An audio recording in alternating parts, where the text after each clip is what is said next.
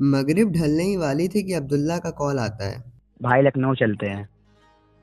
General coach में हमारा पहला सफर था और इस कोच की भीड़ में भी इंसान के चेहरे पर एक ऐसा सन्नाटा था जो गजल की किसी बेताब मिसरे की याद दिलाता है।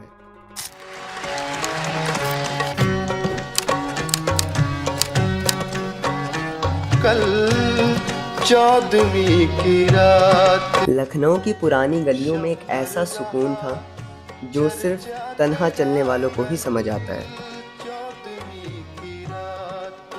टुंडे कबाब का पहला निवाला, जैसे पुरखों की कोई पुरानी कहानी जुबां पर घुल गई हो। कुछ ने कहा ये चांद है, कुछ ने कहा चेहरा तेरा।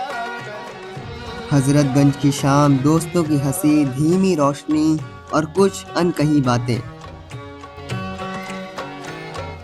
हम भी वही और आप लोग बेशक खुश होकर जाएंगे क्योंकि आप लखनऊ में हैं। और हुसैनाबाद में बड़ी कश्मीरी चाय की एक घूंट सर्दी की रात में किसी महज दुआ जैसी महसूस होती है। हमसे भी सब पूछा किए। फिर रहीम की नहारी, जैसे लखनऊ की तहजीब का कोई चुप हुआ शेर फिर से जिंदा हो गया हो। भी सब पूछा किए। अपने घरों से कोसों दूर एक दोस्त के गांव के ढाबे पर बैठकर चाय पीना दिल में एक अजीब सी नॉस्टैल्जिया भर देता है, जैसे वक्त ने थोड़ी देर के लिए पैर रख लिया हो। था पर्दा तेरा इदरीस की बिरयानी, सुबह की थकान, भूख और दोस्ती, तीनों का इलाज एक ही प्लेट में। और उन रास्तों पर रोज की जंग लड़ते चेहरे जिनमें जीत कम हौसला ज्यादा दिखाई देता है। पुराने लखनऊ का रात का आसमां, उदासी और खूबसूरती का एक बराबर हिस्सा। फिर अपने उबैद भाई को अलविदा कर हम निकल पड़े दिल्ली की तरफ। दिल्ली की तरफ चलती बस और खिड़की के बाहर बदलते मनाजिर, जैसे कोई लम्हा कयाम होकर गुजर रहा हो।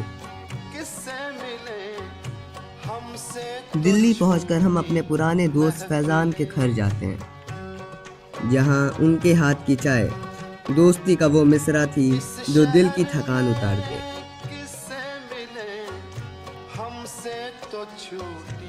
कभी शहर भी इम्तिहान लेता है, दुकान बंद, चीजें गायब और कुछ पल जो नज्म की तरह बेताब होकर खो जाते हैं। फिर जामिया की शाम और हम दोबारा अपनी मंजिल की राह पकड़ते हुए अलीगढ़ की तरफ चल पड़े।